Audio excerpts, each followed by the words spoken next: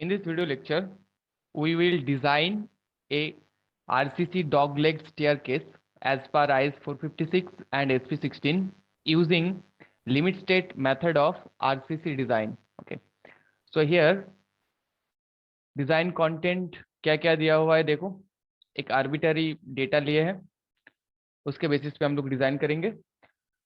तो बोला है design a RCC dog leg staircase for an office building located in a room 3.5 metre into 5.5 metre. Okay, तो एक जो स्टेयरकेस बनेगा उसका रूम का डायमेंशन दिया हुआ है 5.5 मीटर एंड 3 मीटर। बाकी अरेंजमेंट को अभी भूल जाओ, बस एक रूम है। And the floor to floor height is also given 3.75 metre. Consider live load 2 kilo newton पर metre square including finish load. अच्छा, तुम लोग फिनिश लोड को अलग से भी निकाल सकते हो, कैसे निकाला जाता है हम लोग लास्ट वीडियो लेक्चर्स में इसे डिस्कस किए थे। Now use M20 concrete and Fe415 steel.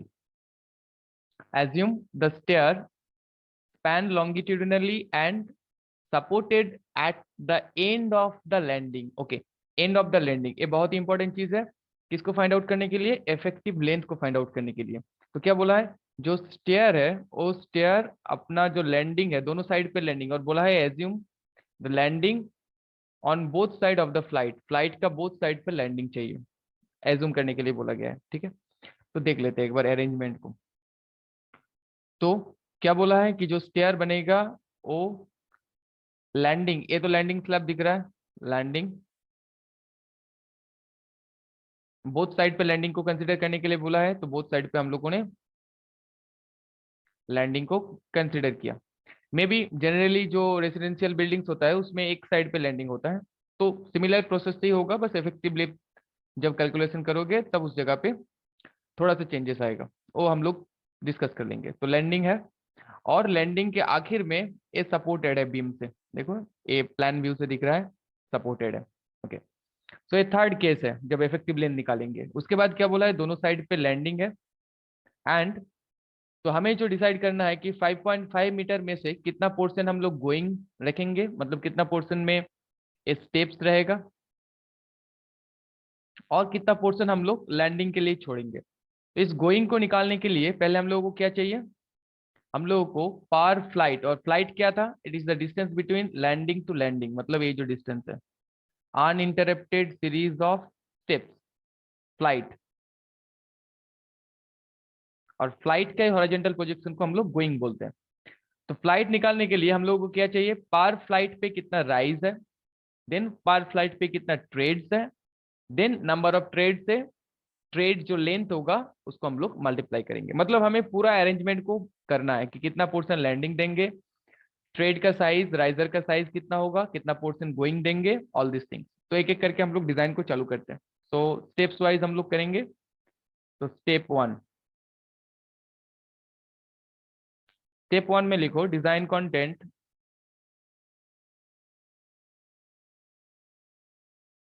Design content and arrangement. इस अरेंजमेंट को भी हम लोग इस स्टेप में कर लेंगे। And arrangements of staircase. तो हमें बहुत कुछ एज्यूम करना होगा, तो पहले क्या क्या गिवन है देख लेते हैं। Floor to floor height is given 3.75 metre,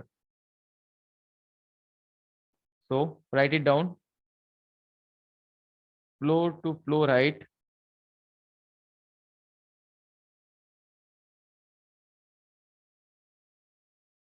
is equals to 3.75 metre. ना हम लोगों को एज्यूम करना होगा कि कितना साइज का राइजर और डेप्थ प्रोवाइड करेंगे। तो एज्यूम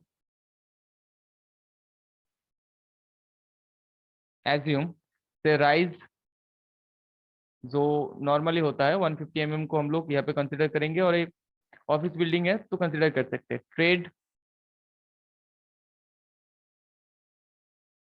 250 mm। ओके, सो हमें निकालना है कि एक फ्लाइट में कितना राइज है। तो देखो राइज और नंबर ऑफ राइज लिख सकते हो, number of rise per flight.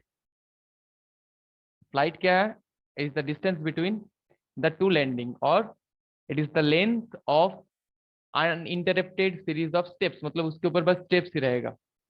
तो हाफ डिस्टेंस चाहिए 3.75 मीटर का, तो 3.75 divided by 2, that is the half distance, और डिवाइडेड बाई वन राइजर का हाइट 0.15, तो नंबर ऑफ राइजर्स मिल जाएगा, सो 12.5, तो कंसिडर करो 13 number. Now number of trade कितना हो जाएगा पर flight,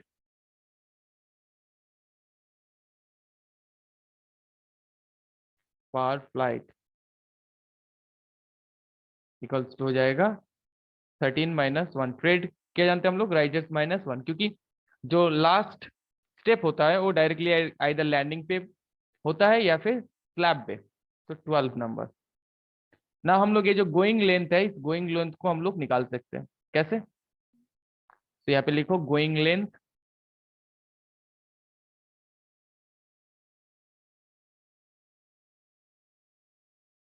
going length will be equals to 12 number multiplied by, A क्या दिख रहा है, एक एक ट्रेड, तो ट्रेड विद कितना लिया है 250 mm, सो 0.25 मीटर,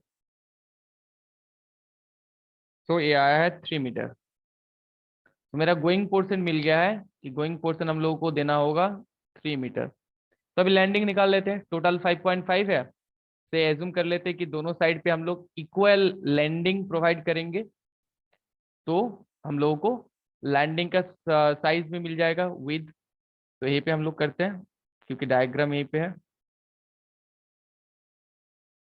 तो राइट इट डाउन, लेंथ और landing, length of landing, length of equal landing लिख दो, लैंडिंग ऑन ईच साइड।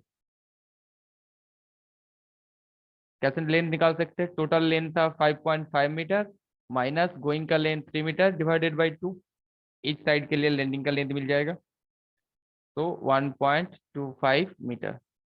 तो एक एक लैंडिंग का जो लेंथ मिला है वो है, दैट इज 1.25 मीटर, और इधर भी 1.25 metre.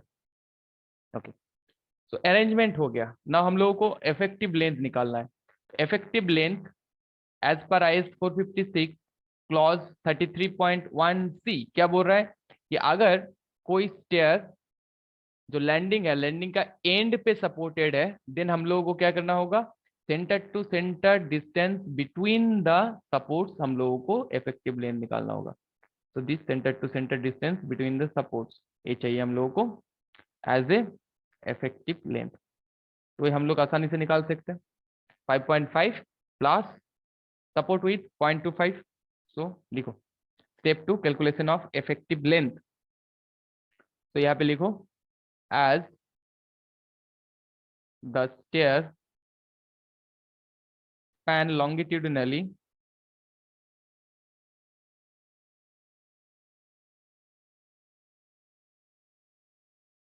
longitudinally and supported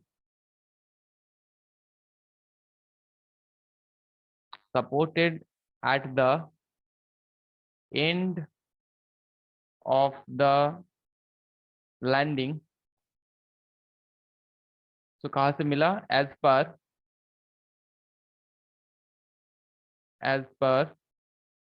clause 33.1C, शायद पेज नंबर 63 में है, IS 456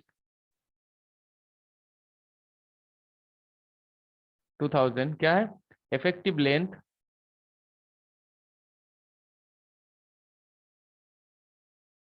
will be equals to center distance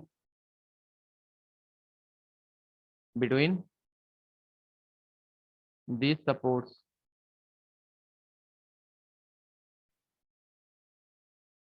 तो कितना हो जाएगा 5.5 प्लस 0.25, दैट मीन्स 5.75 मीटर। तो इफेक्टिव लेंथ निकल चुका है। ना हम लोगों को क्या निकालना होगा, डेप्थ ऑफ स्लैब, क्योंकि ये फ्लेक्सुरल मेंबर है, तो स्टेप 3, थिकनेस ऑफ और डेप्थ ऑफ लिख सकते हो, वही स्लैब एंड लैंडिंग स्लैब। देखो क्या होगा कि स्टेप्स वही स्लैब के ऊपर रहेगा, और ये क्या है, दैट इज द वही स्लैब, और ये है लैंडिंग स्लैब।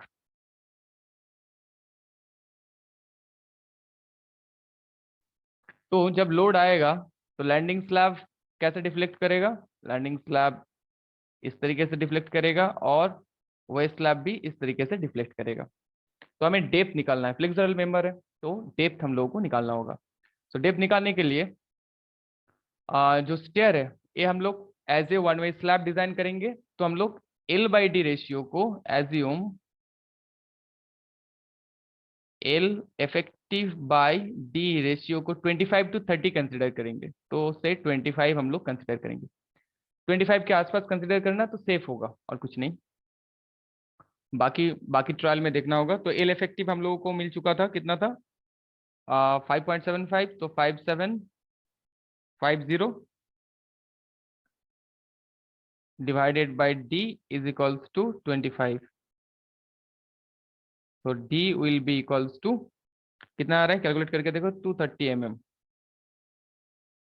ओके, तो अभी हम लोगों को ओवरऑल डेप्थ निकालना है। तो ओवरऑल डेप्थ निकालने के लिए हम लोगों को कवर चाहिए और डाया ऑफ मेन रेनफोर्समेंट चाहिए। तो यहाँ पे डाया ऑफ मेन रेनफोर्समेंट कहाँ पे प्रोवाइड करेंगे, देखो। सो मेन रेनफोर्समेंट हम लोग प्रोवाइड करेंगे वेस्ट स्लैब में इस तरीके से, और लैंडिंग स्लैब के भी तरीके से प्रोवाइड होगा नीचे मेन रेनफोर्समेंट। क्योंकि डिफ्लेक्शन कैसे हो रहा था, डिफ्लेक्शन ऐसे हो रहा था, इस रिफ्लेक्शन को रोकने के लिए हमें मेन एनफोर्समेंट देना होगा। तो ओवरऑल डेप्थ निकालने के लिए हमें कुछ चीजें एज्यूम करना होगा, क्या क्या, कवर एज्यूम करना होगा और डाया ऑफ मेन एनफोर्समेंट। तो एज ए स्लैब यूज कर रहे हैं, तो let assume 12 mm dia bar as main enforcement.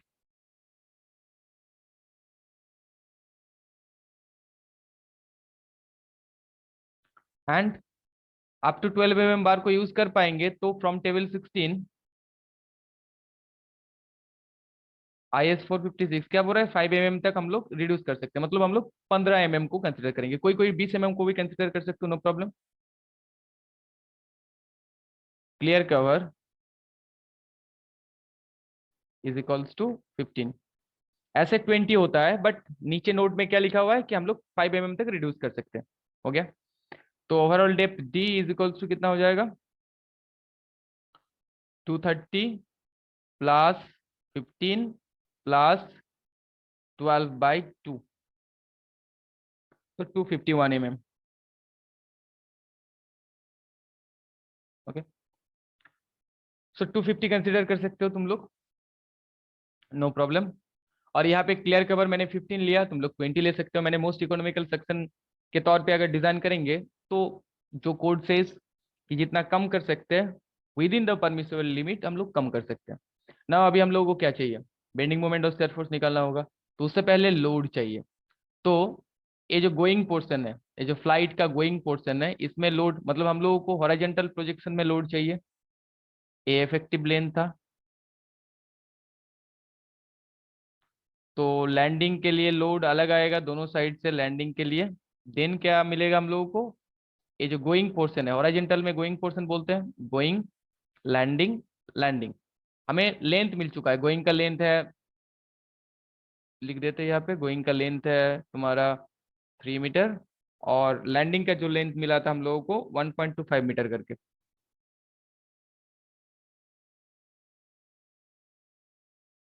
1.25, 1.25, और ये जो सपोर्ट का आधा तक जाएगा उसको हम लोग जब शेयर फोर्स और बेंडिंग मोमेंट निकालेंगे तब देख लेंगे कि 1.25 ए यहाँ तक था, अंदर तक 1.25 प्लस एक बार में ही कर देते, प्लस 0.25/2, दैट मीन्स 1.375।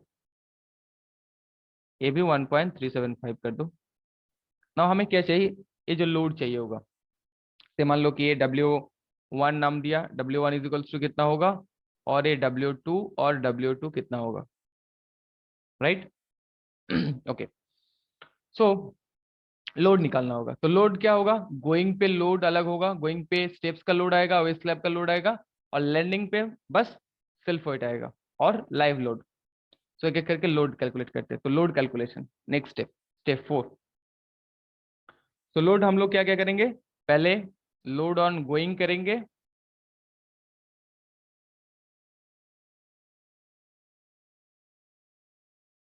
ओके। तो गोइंग पे क्या होगा, वेस्ट स्लैब के लिए देखो, गोइंग का एक पोर्शन को काटा है, तो ये वेस्ट स्लैब है, thickness of waist slab TW, with of waist slab BW, trade और राइजर। हम लोगों ने ऑलरेडी लोड कैलकुलेशन करना सीखे थे। तो पहले बी का मान निकाल लो, R² plus T², so under root of R 0.15 plus 0.25 0.292 और 0.2915 metre. Now load, dead load on going, एक बार में मैं कर रहा हूँ क्योंकि बहुत हम लोगों ने लोड कैलकुलेशन बहुत बार सीख चुके हैं। तो load on going, last video lecture में इवन हम लोगों ने बहुत सारे न्यूमेरिकल्स भी सॉल्व किए थे। Load on going per metre square of horizontal length, क्योंकि हम लोग इफेक्टिव लेंथ के ऊपर जो लोड लगाएंगे वो पर हॉरिजॉन्टल लेंथ के हम लोगों को चाहिए। So per metre square of horizontal length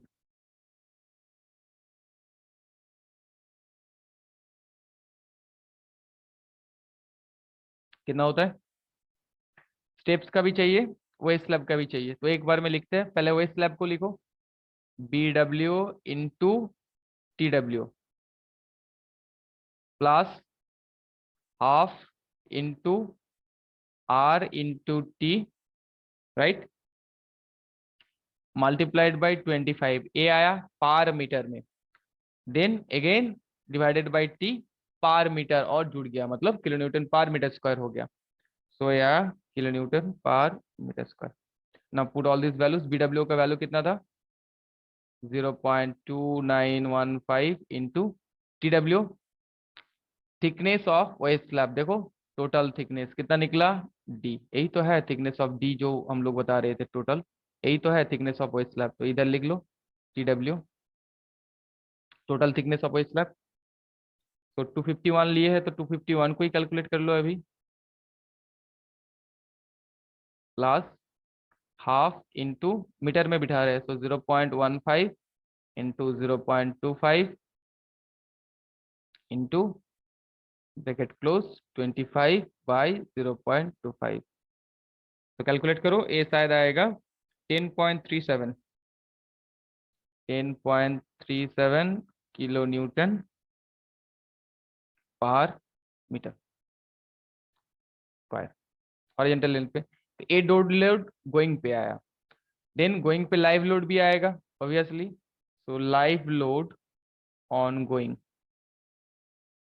going क्यों बोल रहे हैं, क्योंकि हम लोग हॉरिजॉन्टल लेंथ पे देख रहे हैं ना, नहीं तो इसको फ्लाइट भी बोल सकते हो, load on flight incline length पे अगर बोलोगे। तो live load on going including floor finish दिया हुआ है, तो 2 किलो न्यूटन पर metre square.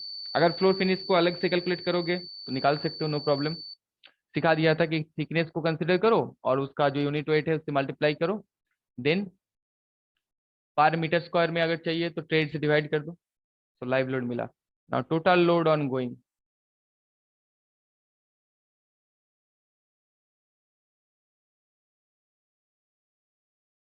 Total load on going कितना हो जाएगा, 10.37 प्लस 2,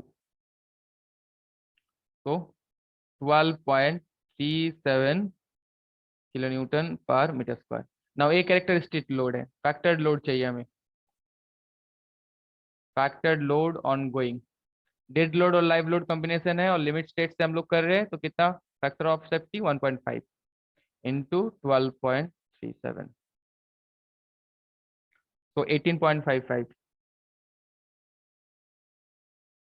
पर मीटर स्क्वायर। तो ये जो W1 का वैल्यू है ये मिल चुका है हम लोगों को, कितना, 18.55 55 मीटर स्क्वायर। ओके, नाउ हमें क्या चाहिए होगा अभी? दूसरा, लोड ऑन लैंडिंग स्लैब।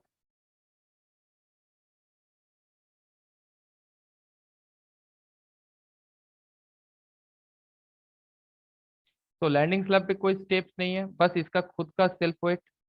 और ओवरऑल डेप्थ हम लोग ओएस स्लैब और लैंडिंग स्लैब दोनों के लिए सेम लिया था।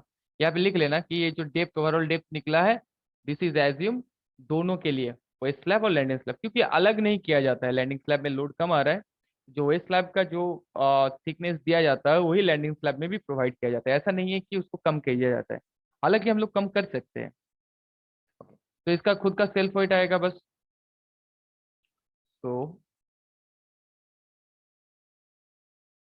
पहले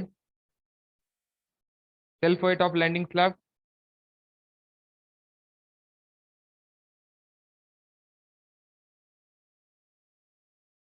ऑफ लैंडिंग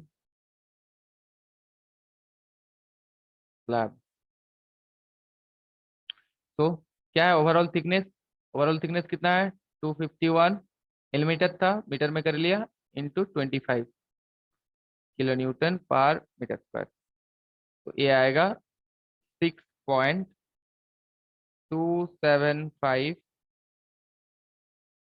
किलो न्यूटन पर मीटर स्क्वायर। अच्छा, मान लो कि फिनिश लोड भी निकालना चाहते हो, ठीक है, से तो निकालना भी सिखा देते हैं, लैंडिंग के खिलाफ ऐड भी कर देते हैं, क्योंकि कम लोड है इसके साथ, सीख भी जाओगे। तो से मान लो कि हम लोग यहाँ पे फिनिश प्रोवाइड करेंगे। कितना फिनिश प्रोवाइड करेंगे लैंडिंग पे? से मान लो 25 mm। ओके, बस सिखाने के लिए इसको तुम लोग ऐड कर भी सकते हो, क्योंकि हम लोग मैक्सिमम देखो लोड इसके रिस्पेक्ट में हमें करना है। फिनिश सीख लो। और फिनिश का मान लो कि यूनिट वेट हम लोग कितना लेंगे? 24 किलो न्यूटन पर मीटर क्यूब। तो फिनिश लोड कितना ठीक? तो थिक कितना है? 0.025 थिक। और यूनिट वेट माना है हम लोग 23.5 भी हो सकता है किसी किसी क्वेश्चन में। तो कितना आएगा? 0.6, बहुत ही कम आ रहा है ना, किलो न्यूटन पर मीटर स्क्वायर। तो टोटल डेड लोड कितना हो रहा है लैंडिंग पे?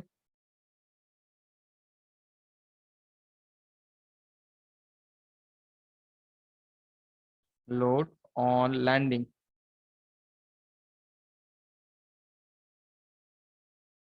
6.275 प्लस 0.6,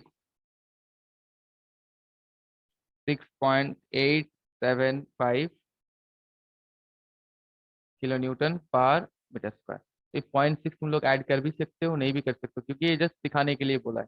बट एक्चुअल केसेस में इस प्रॉब्लम में क्या बोला था कि live load including the finish. Okay, add कर लो कि ऐसा है, तो गोइंग के लिए भी ऐड कर सकते हो। सो टोटल लोड निकल चुका है। लाइव लोड कितना दिया हुआ है?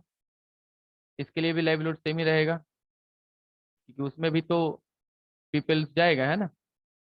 तो टोटल फैक्टर्ड लोड एक बार में लिख लेते हैं। Total factored load on landing slab is equals to 1.5। Dead load कितना था? 6.875। 1.5 क्या वो factor of safety dead load और लाइव लोड के लिए? 2 किलो न्यूटन पर मीटर स्क्वायर। नाउ कितना आ रहे हो? 13.31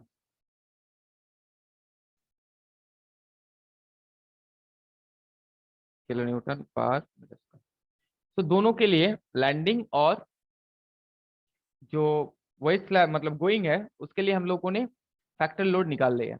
अभी हम लोगों को शेयर फोर्स और बेंडिंग मोमेंट निकालना है उसी लोड के लिए। तो एक बार इस डायग्राम को ड्रॉ कर लेते हैं तो और क्लियर होगा। ओके, तो ए इफेक्टिव लेंथ था, centre to centre of the support, centre to centre of the support effective length था। तो इफेक्टिव लेंथ ए ली 5.75 मीटर।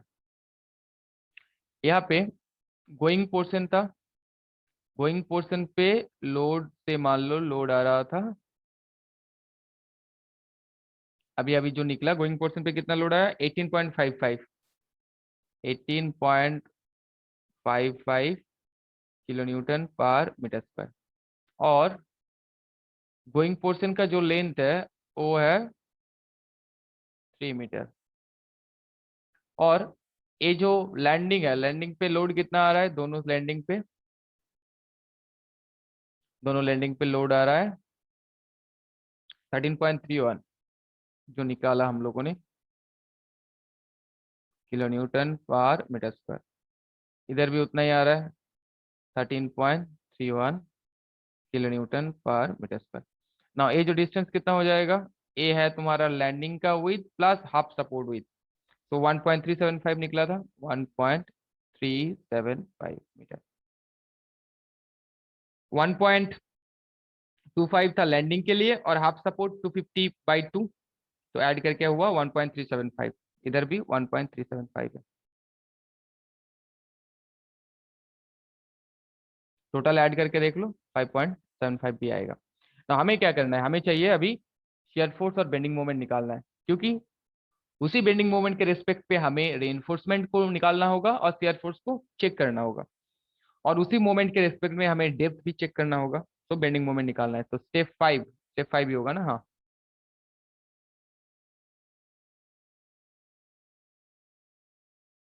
स्टेप 5 क्या होगा, bending moment and shear force calculation. से नाम दे देते हैं RA RB। सारा लेंथ मिल चुका है, सिंपल हम लोगों को मैक्सिमम बेंडिंग मोमेंट और मैक्सिमम शेयर फोर्स निकालना होगा। Bending moment and shear force calculation.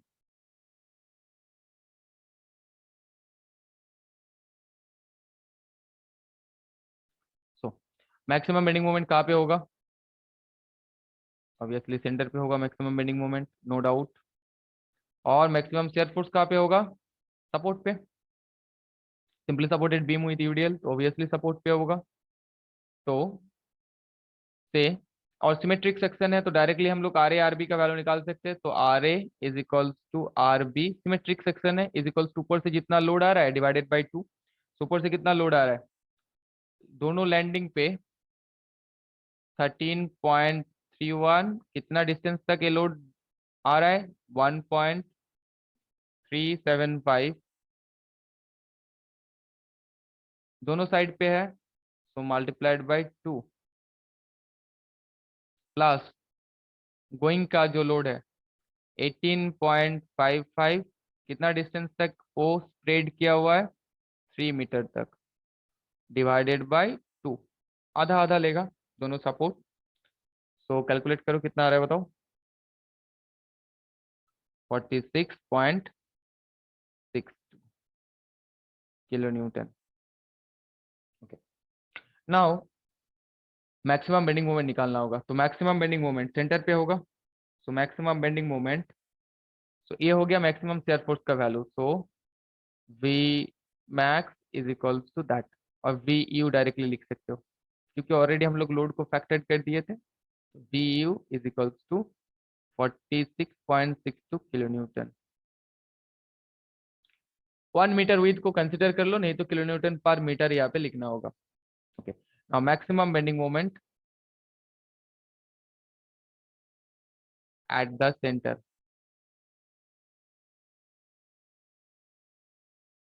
तो एम यू डायरेक्टली लिख देते हैं, कितना होगा सेंटर पे निकालो, तो R A into a half distance, तो आर ए का वैल्यू डायरेक्टली मैं पुट कर रहा हूँ, आर ए का वैल्यू 46.62 मल्टीप्लाइड बाई ये जो डिस्टेंस होगा 5.75 divided by 2। Now A R A clockwise movement produce कर रहा था, माइनस ये जो इस पॉइंट के रेस्पेक्ट में सोचो, आर ए किधर घुमा रहा था क्लॉकवाइज, बट 13.31 और 18.55 एंटी क्लॉकवाइज घुमाएगा तो नेगेटिव होगा, तो नेगेटिव पहले 13.31 के लिए करो, तो 13.31 लोड कितना डिस्टेंस तक स्प्रेड किया हुआ है 1.375 मीटर तक। ओके, ना हमें चाहिए इस सेंटर से लेके इस सेंटर तक डिस्टेंस, ये डिस्टेंस कितना हो जाएगा multiplied by total distance by 2, आधा डिस्टेंस करो, तो 5.75/2 माइनस 13, ये जो 1.375 है बाई 2, तो हमें इस सेंटर से लेके इस सेंटर तक डिस्टेंस मिल जाएगा। पहले क्या किया, आधा कर दिया, फिर इसका आधा से माइनस कर दिया। नाउ अभी ये जो 18.55 लोड इतना डिस्टेंस तक आ रहा है, इसके कारण कौन सा मोमेंट होगा, एक तो एंटी क्लॉकवाइज मोमेंट होगा, तो नेगेटिव। पहले लोड का वैल्यू लिख लो, 18.55 कितना डिस्टेंस तक स्प्रेड किया हुआ है, 3/2 तक। और इसका मोमेंट चाहिए तो इसका आधा डिस्टेंस से हम लोगों का चाहिए, मतलब multiplied by 3/4।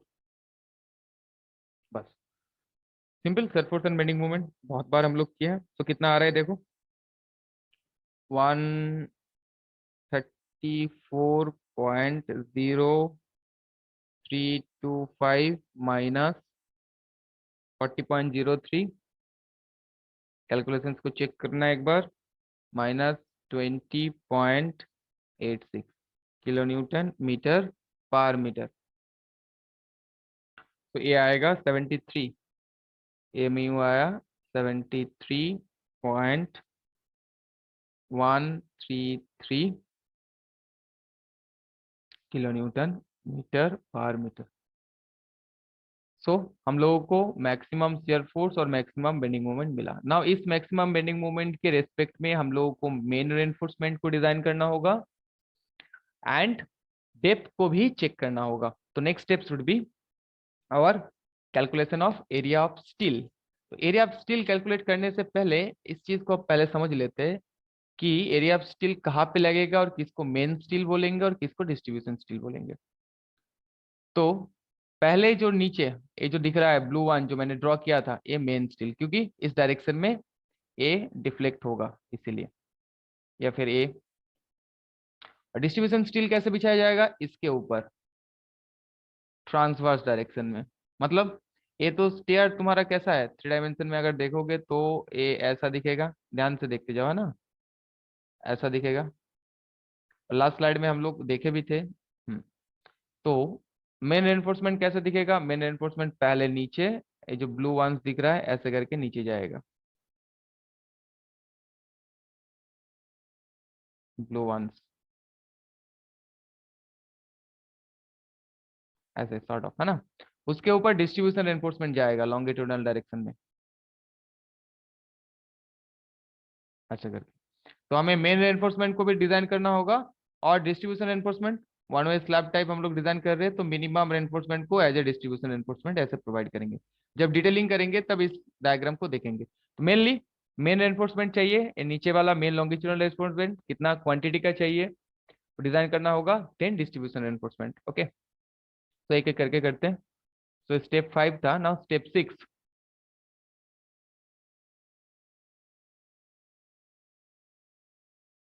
Area of reinforcement calculation.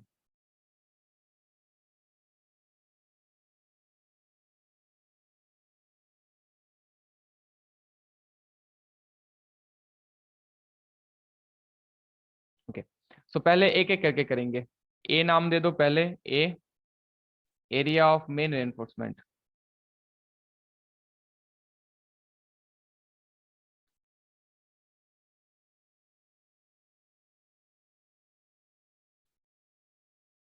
और हम लोग क्या करेंगे, for 1 metre width of strip के लिए करेंगे, फॉर, क्योंकि एज ए स्लैब डिजाइन कर रहे हैं, with of strip. Okay, main reinforcement. तो हम लोग डायरेक्टली SP16 को यूज करेंगे। तो हमें क्या चाहिए होगा, mu/b d² का वैल्यू। तो mu का वैल्यू कितना आया था हम लोगों का, 73.133 multiplied by 10⁶ kilo newton metre था, न्यूटन mm में किया, B 1000 mm 1 metre of strip को लेकर कर रहे हैं, और इफेक्टिव डेप्थ कितना आया था 230। तो ये आ रहा है 1.38।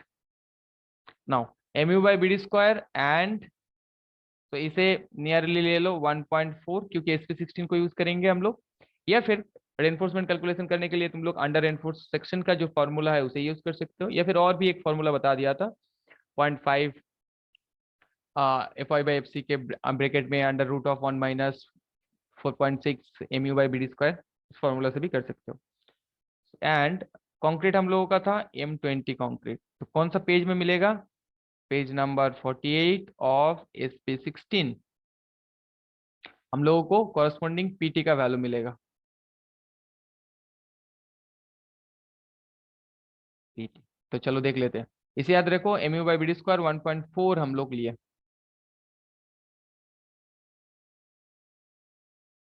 सो ए पेज नंबर 48 है, देखो एफसी के 20 के लिए है, एफसी के 25 के लिए नीचे दिया हुआ है, इसके ठीक नीचे वाला पेज में 25 के लिए है। सो हम लोगों का कितना था? 1.4, 1.4, यस 1.4 के लिए दिया हुआ है, कितना है? 0.426 Fe415 स्टील के लिए, yes 0.426,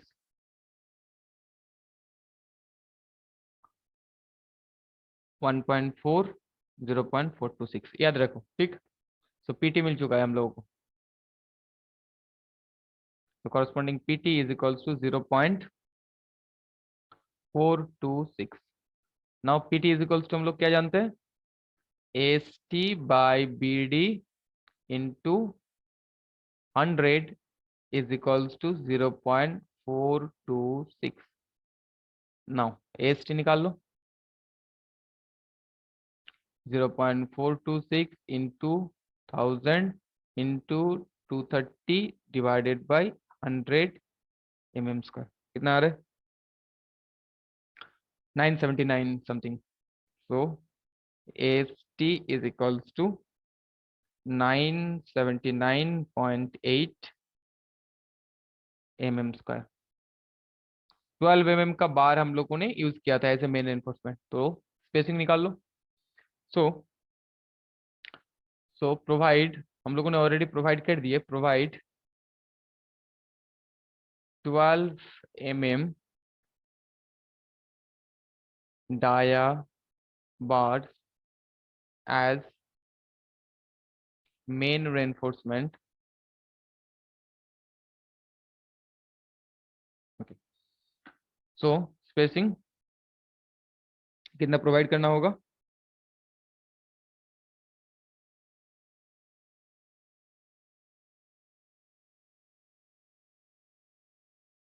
is equals to 1 metre के लिए प्रोवाइड कर रहे हैं, तो B 1 metre divided by total AST कितना था? 979.8 डिवाइडेड बाई एक बार का जो क्रॉस सेक्शनल एरिया है, तो π/4 इंटू 12²।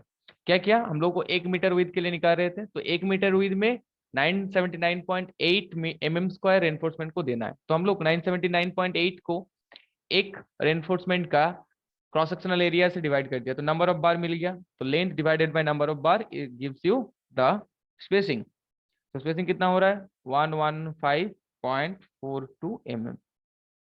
तो let provide 115, provide 12 mm dia bars as main reinforcement at the rate 115.42 mm centre to centre. तो AST क्या किया? से 115 प्रोवाइड कर दो, तो हम लोग का AST रिक्वायर्ड और AST प्रोवाइड सेम रहेगा। जब हम लोग डिफ्लेक्शन चेक करेंगे तो AST प्रोवाइड भी उतना ही किया है, और अगर ज्यादा प्रोवाइड करते तो, या स्पेसिंग को कम करते तो कैसे किया जाता है? ये ऑलरेडी हम लोग स्लैब के केस में देखे थे, कुछ नहीं, जितना स्पेसिंग प्रोवाइड करोगे उसके कॉरस्पॉन्डिंग AST को कैलकुलेट कर लो रिवर्स प्रोसेस में। स्पेसिंग दिया हुआ है, तुम्हें लेंथ पता है, तो length divided bye spacing multiplied by एक बार का क्रॉस सेक्शनल एरिया। ना हमें डिस्ट्रीब्यूशन रेनफोर्समेंट निकालना होगा, सो बी डिस्ट्रीब्यूशन स्टील।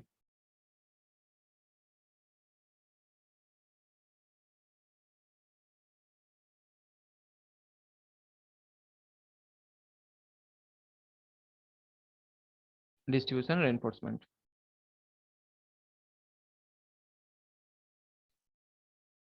तो मिनिमम रेनफोर्समेंट को हम लोग as a distribution reinforcement provide करेंगे। So write it down, provide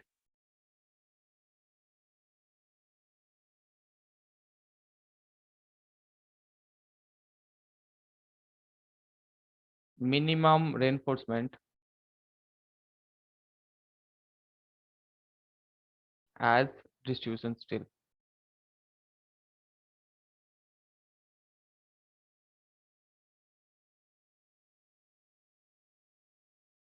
reinforcement।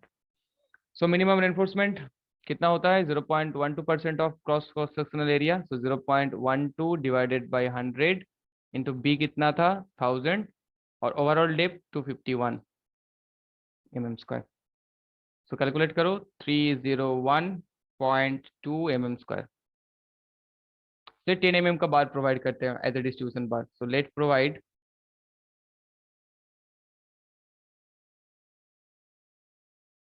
Provide 10 mm dia bars as distribution reinforcement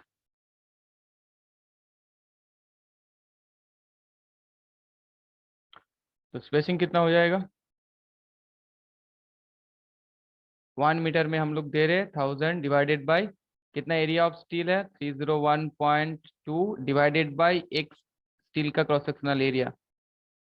तो हम लोग को स्पेसिंग मिलेगा। कितना स्पेसिंग आ रहा है? 260.75 mm। 260 mm प्रोवाइड कर दो। So write it down, let provide 260 mm centre to centre for distribution steel.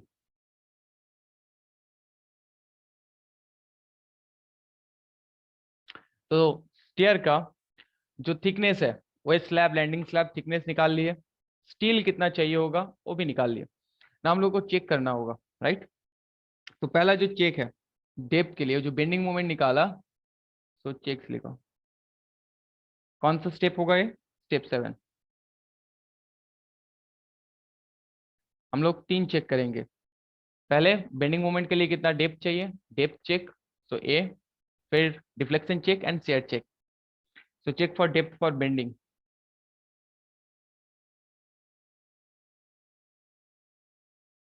Depth for bending. So check for depth for bending. Bending के लिए चेक करने के लिए हमें बैलेंस सेक्शन वाला फॉर्मूला चाहिए। तो यहाँ पे डायरेक्टली हम लोग लिखेंगे, बहुत बार किए हैं। तो एमयू लिमिट वाला formula, MU limit is equal to 0.36 X U max by D, वही वाला पेज नंबर 96 वाला फॉर्मूला। तो डायरेक्टली लिख रहे हैं 1.138 F C K B D square for F E 415 steel. उस फॉर्मूला में X U max by D for F E 415 steel 0.48 बिठाओ तो 0.138 आएगा। तो हमें डी चाहिए, under root of M U by 0.138 F C K B. Values put करो। एम यू का वैल्यू कितना था? 73.133 into 10⁶ divided by 0.138 into F C K 20 into B 1000। कितना आ रहा है? 162.78 mm। हम लोगों ने डी कितना प्रोवाइड किया था? 230 mm। Hence okay. Now check for depth for bending हो गया। नाउ चेक फॉर शेयर तुरंत कर लेते हैं। B,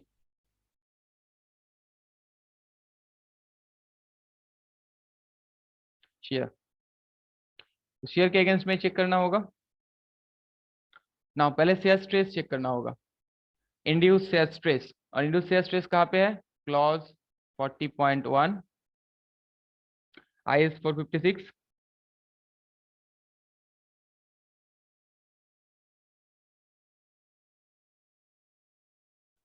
tau V is equals to VU बाई BD।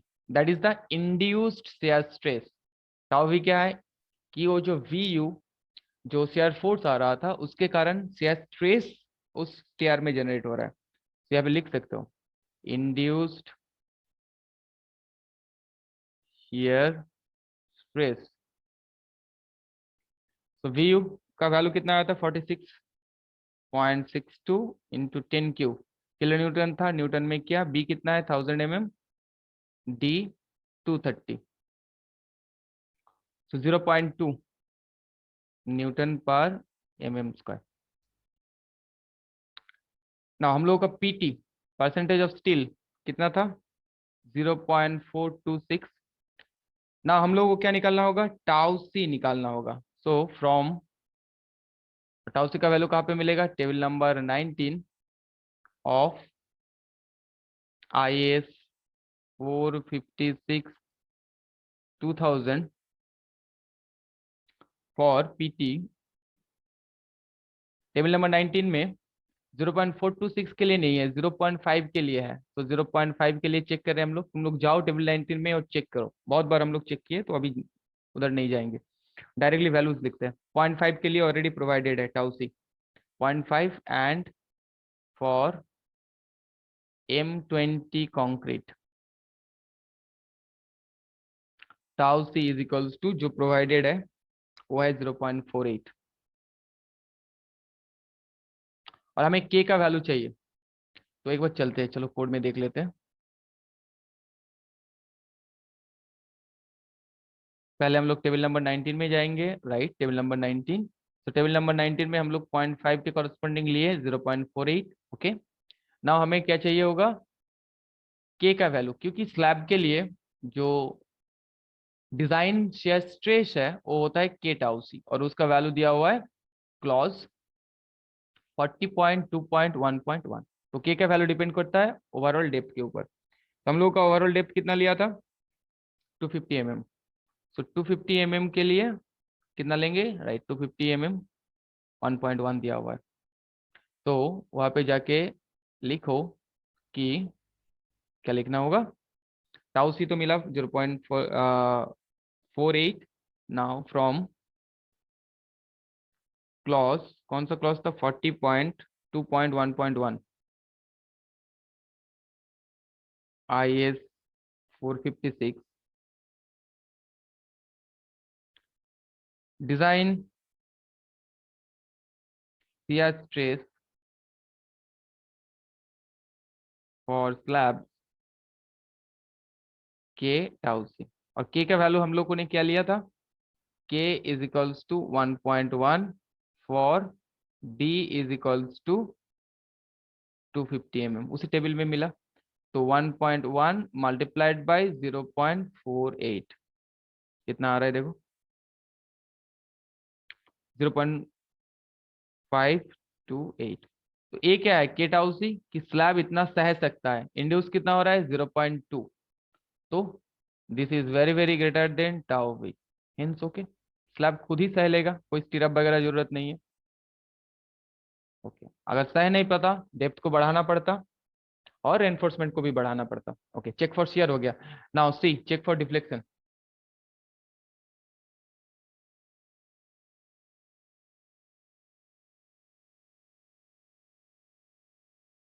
डिफ्लेक्शन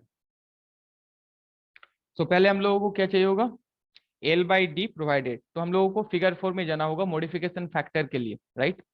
सो मॉडिफिकेशन फैक्टर के लिए पहले हम लोगों को PT कितना था 0.44 समथिंग था ना 0.426। ओके, नाउ फ्रॉम फिगर 4 कौन सा पेज में था 38 पे। चलो फिगर 4 में चलते हैं और हम लोग देखते हैं कि पहले एफ का वैल्यू चाहिए होगा। तो डायरेक्टली एफ का वैल्यू यहाँ पे निकाल लेते हैं। एफ इजिकल्स टू कितना था 0.58 FY AST required by AST provide. Figure 4 में ये फॉर्मूला दिया हुआ है रिक्वायर्ड बाय AST प्रोवाइड। पहले इसका कैलकुलेशन कर लेते हैं। तो 0.58 इंटू 415 इंटू, हम लोगों ने एस टी प्रोवाइडेड और एस टी रिक्वायर्ड एक ही लिया था, कुछ ज्यादा वेरिएशन नहीं था तो एक ले लो। तो 240 न्यूटन पर एम एम स्क्वायर। ये क्या है, एफ एस का कार्व, क्योंकि फिगर 4 में जाके हम लोगों को इस एफ एस का कार्व चाहिए होगा। तो एफ एस का कार्व वो मिल गया, पीटी का वैल्यू पता है ना, हम लोगों को मॉडिफिकेशन फैक्टर निकालना है फिगर 4 से। चलो फिगर 4 में एक बार चल के देख लेते हैं। पेज नंबर 38 पे है। यस। सो देखो एफ एस का formula, F S is equals to 240, मतलब हम लोगों को ये जो 240 का कार्व है इसको कंसिडर करना होगा, ऑलरेडी है। सो 0.4 और 240 का कार्व, सो हम लोगों को कहाँ से कहाँ जाना होगा, 0.4 यहाँ से दिया हुआ है, गया 240 का कार्व को यहाँ से कट किया और सीधा इधर चले आओ। सो 1.3 के करीब मॉडिफिकेशन फैक्टर मिला, देखो 1.3 के करीब, तो 1.3 ले लो। So modification factor is equals to 1.3। Now L by D allowable कितना हो जाएगा, कहाँ से लिखा हुआ है ये, यहाँ पे लिखो। तो मॉडिफिकेशन फैक्टर मिला, उसके बाद लिखो फ्रॉम क्लॉज 23.2.1, उसका पहले वाला पेज में था 37, IS 456 2000, इसका नोट बनाते जाओ तुम लोग। L by D allowable for simply supported case के लिए लेंगे हम लोग 20 इंटू मॉडिफिकेशन फैक्टर 1.3। सो ये आ रहा है 26, और हम लोगों ने एल बाई डी प्रोवाइड कितना किया, 25। That means L by D allowable is greater than L by D provided, hence okay. ठीक, ओके। इसीलिए हम लोग मॉडिफिकेशन फैक्टर को थोड़ा और भी ले सकते हैं, 1.4 1.5 के आसपास, तो एल बाई डी अलाउेबल और ज्यादा होता। तो डिफ्लेक्शन के लिए भी सेफ है, बेंडिंग के लिए भी सेफ है, शेयर के लिए भी सेफ है, मतलब हम लोगों का डिजाइन कंप्लीट हो गया। अभी समरी ऑफ द डिजाइन लिख लो।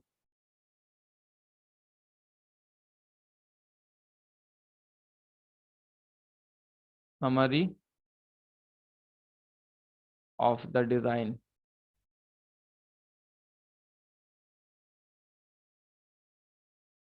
क्या क्या निकला समरी ऑफ द डिजाइन में, पहले इफेक्टिव लेंथ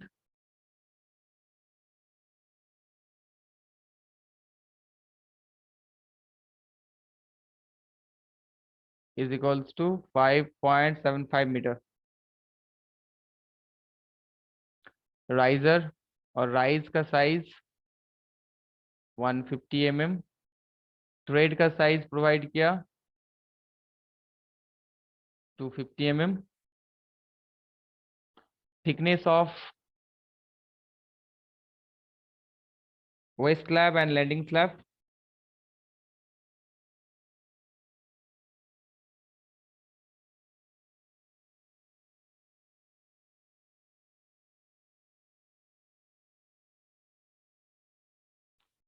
कितना 251 mm प्रोवाइड किया। इसको राउंड फिगर में प्रोवाइड करना, हम लोग अभी डिजाइन करने के लिए 51 को ही रख दिया, तो 51 ऐसे मत रखना, 250 करना है इसे। और landing, landing on both side of size, और लेंथ लिख लो डायरेक्टली, साइज मत लिखो, लेंथ कितना mm का, 1.25 मीटर का। Now main reinforcement,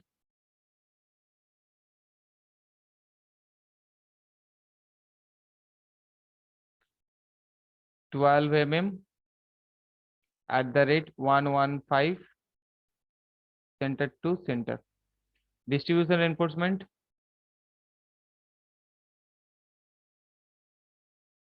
10 mm at the rate 260 center to center, right 260 लिया था ना। क्लियर कवर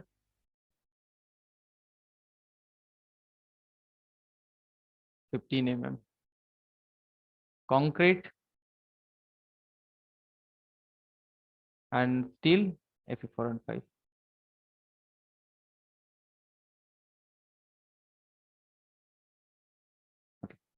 तो ये हम लोगों ने एक डिजाइन किया, ग्राफ बेसिक डिजाइन, सेफ मतलब दिखाने के लिए। अभी इकोनॉमिकल बनाने के लिए और भी पैरामीटर्स को चेंज करके सेकेंड जो अप्रोच जो इटरेशन होगा वो कर सकते हो। ओके, तो नेक्स्ट क्लास में हम लोग इसका डिटेलिंग देख लेंगे। तो तुम लोगों का क्या करना है, प्रैक्टिस करना है। हम लोगों ने एंड कंडीशन में सपोर्ट देके किया, तुम लोग क्या करोगे, राइजर्स पे जो फर्स्ट कंडीशन है कि supported on the top and bottom risers, उसको लेके एक प्रॉब्लम करो, या फिर एक साइड पे लैंडिंग को लेके एक प्रॉब्लम सॉल्व करो। ओके, तो क्लियर हो जाएगा। ठीक है।